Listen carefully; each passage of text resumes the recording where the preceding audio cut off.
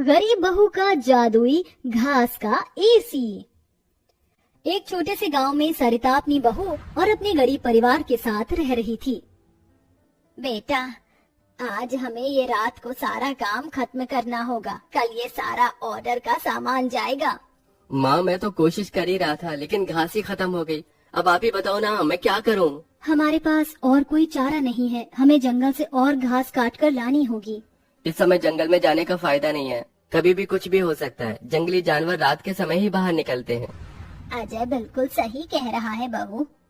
अरे माँ जी, हम दो लोग अगर जाएंगे तो कोई जानवर पास नहीं आएगा, और फिर इतनी जल्दी कोई जानवर हमला नहीं करता। हमें ये ऑर्डर कर देना है, आप ये भी तो सोचिए। लेकिन बहू। माँ जी, आप चिंता मत कीजिए, कुछ नहीं होगा, बस आप बच्चों के पास ही रहना और उनका ख्याल रखना। अगर ये ऑर्डर नहीं गया तो बच्चों के लिए हम गर्मी से बचने के लिए कूलर भी नहीं खरीद पाएंगे। सरिता की बहू भाविका और उसका बेटा, वो तीनों घास से पंखे कूलर बनाने का काम किया करते थे, इसलिए उन्हें घास की जरूरत पड़ती थी। वह आधी रात के समय जंगल में जाते हैं। भाविका, जरा से भी हलचल हुई तो मुझे बता देना, कभी भी कुछ भी हो सकता है। ठीक है जी, मैं आपको बता दूंगी। अजय और भाविका दोनों ही जंगल में घास काट रहे होते हैं, तब उन्हें झाड़ियों से आवाज आने लगती है। क्या तुमने भी वहाँ से कोई आवाज सुनी है? हाँ जी, मैंने भी सुनी है। मैंने तुम्हें कहा था ना, इस समय आना ठीक नहीं है। चलो देखते हैं उधर क्या है। भाविका और अजय झाड़ियों के पास जैसे ही जाते हैं, उन झाड़ियों के पीछे से एक आदमखोर भेड़िया निकलता है। भाविका, भागो यहाँ से, यहाँ पर तो बहुत खतरनाक भेड़िया है। अजय और भाविका दोनों अपनी जान बचाकर भागने लगते हैं। अजय, अब हम लोग क्या करें? कहीं भेड़िए ने हमें खा लिया तो? रुकना मत, बस भागती जाओ।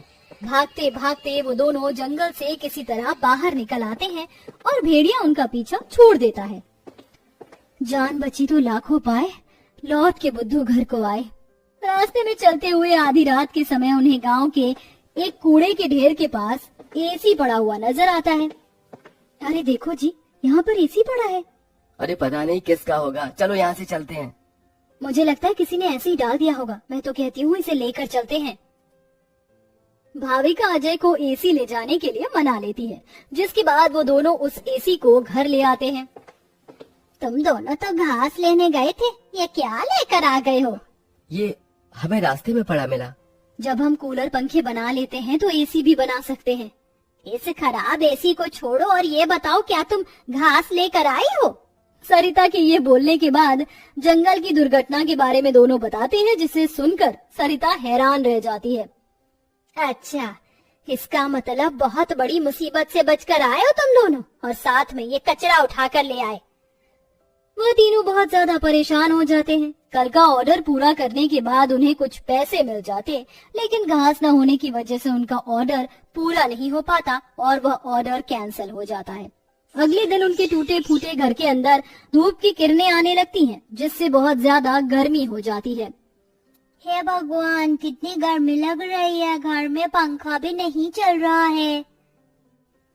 मुझे भी बहुत गर्मी लग रही है। पिताजी, हमें बहुत गर्मी लग रही है। हमारे घर में एक पंखा भी ठीक से नहीं चलता। बेटा, थोड़ा सा सब्र रखो, कुछ दिनों में मेरे पैसे मुझे मिल जाएंगे तो मैं घर के अंदर एक अच्छा सा पंखा लगवा दूंगा। हमारा वो ऑर्डर तो कैंसिल हो गया, लेकिन सुबह में घास ले आई थी मैं। चलिए गांव वालों के कूलर और पंखे में घास लगा देते हैं, उससे कुछ तो पैसे आएंगे। हाँ, तुमने सही कहा। भाविका और अजय दोनों मिलकर पुराने कूलरों के अंदर घास लगा रहे होते हैं और यहाँ घर में राजू दिशा गर्मी से परेशान हो रहे होते हैं। काश कि हमारे घर में भी कोई एसी होता। तभी दिशा की नजर उसके पिता के लाए हुए एसी के ऊपर पड़ती है। अरे राजू, जरा इसे देखो, लगता है पिताजी हमारे लिए एसी लेकर आए हैं, पर उन्होंने ये एसी अभी तक क्यों नहीं लगाया? क्योंकि ये एसी खराब है, बस इसीलिए। कल रात तुम्हारे माता पिता को ये कूड़े करकट में मिला था। ये सुनने के बाद राजू इस बात से तो खुश होता है कि उसके पिताजी पुराना ही सही, कम से कम एक एसी तो घर पर लेकर आए। कुछ देर बाद वह अपने दोस्तों के पास खेलने चला जाता है। ढोलू, कहाँ हो तुम? चलो खेलते हैं। आज मैं नहीं आ सकता, बहुत गर्मी है, और इतनी गर्मी में मेरा मन नहीं कर रहा है आने का, क्योंकि मेरे घर के अंदर एसी लगा हुआ है। मैं उसकी ठंडी हवा में ही बैठना चाहता हूँ। क्या कहा? तुम्हारे घर के अंदर भी एसी है? हाँ, और हमारा एसी बहुत अच्छा चलता है, बहुत ठंडा कर देता है घर को। राजू यह सुनकर बहुत खुश होता है। वह वापस अपने घर पर आता है और अपने पिता से कहता है, पिताजी मेरे लिए एसी ठीक कर दीजिए, बहुत गर्मी होती है घर के अंदर, मेरे सभी दोस्तों के पास एसी है। राजू बेटा, मैं एसी ठीक करने वाला नहीं हूँ। कहीं मुझसे एसी खराब हो गया तो ज्यादा पैसे चले जाएंगे उसे ठीक करवाने में। अरे पिताजी, आप तो एक्सपर्ट हो, आपको तो सब कुछ आता है, आप एसी को भी ठीक कर दोगे, मुझे पता है। राजू के कहने पर अजय एसी को ठीक करने की कोशिश करता है। अजय को लगता है कि उसके ठीक करने पर एसी ठीक हो गया होगा, लेकिन एसी ऑन होते ही उसके अंदर से धुआं निकलने लगता है। ये क्या हो गया? लगता है ये एसी खराब है, फेंक दो इस एसी को। राजू गुस्से में ऐसा कहकर चला जाता है, जिसके बाद उसे इस तरह देखने से उसके दोनों माता पिता परेशान हो जाते हैं। हमें हमारे बेटे के लिए एक एसी तो बनाना चाहिए। भाविका और अजय दोनों अब सारे काम छोड़कर उस एसी को ठीक करने में ही लग जाते हैं। वह उसकी ठंडी हवा खाने के लिए उसके चारों तरफ हरी घास लगा देते हैं, जिससे कि उस एसी की हवा और भी ज्यादा ठंडी हो जाए। चलो, अब एसी तैयार है, इसे चलाकर देखते हैं। भाविका जैसे ही घास का एसी चलाती है, अचानक से उस एसी के आंख, नाक, मुंह बन जाते हैं। क्या बात है, तुमने तो मुझे बिल्कुल नए जैसा बना दिया है, लेकिन समझ नहीं आ रहा कि तुमने मेरे ऊपर ये घास क्यों लगाई है। एसी को बात करते हुए देख वो सभी डर जाते हैं। अरे हाँ, सॉरी, मुझे माफ करना, मैं अपने आप को इंट्रोड्यूस करना भूल गया। मैं एक जादुई एसी हूँ, मेरे पास परी लोक की शक्तियाँ हैं, मैं गरीबों की मदद करता हूँ और तुम्हें मेरी बहुत ज्यादा जरूरत थी, लेकिन मैं खराब होने की वजह से अपनी शक्तियाँ इस्तेमाल नहीं कर सकता था। तुमने मुझे ठीक कर दिया, उसके लिए तुम्हारा बहुत बहुत शुक्रिया। माँ, पिताजी देखो, ये एसी तो बात भी करता है। हाँ, तुमने बिल्कुल सही कहा, ये तो कोई जादुई एसी है। तुमने बिल्कुल सही कहा, मैं हूँ एक जादुई एसी, बल्कि अब मैं हूँ एक घास का जादुई एसी और मुझे तुमने बनाया है। ये घास का जादुई एसी चलता भी है या फिर बस बातें ही करता है? तभी जादुई एसी के अंदर से ठंडी ठंडी हवाओं के साथ घास के बने हुए एसी निकलने लगते हैं। अरे वाह, इसकी ठंडी हवाओं के साथ इसके अंदर से तो घास के बने एसी भी निकल रहे हैं। यही तो मेरा जादुई कमाल है, मेरी ठंडी हवाओं के साथ तुम्हें घास का एसी भी मिलेंगे। ये तो सोने पर सुहागा हो गया। ऐसा जादुई एसी मैंने कभी नहीं देखा। अब उनके पास इतने सारे घास के एसी हो गए थे जिन्हें वह देखकर सोच में पड़ जाते हैं।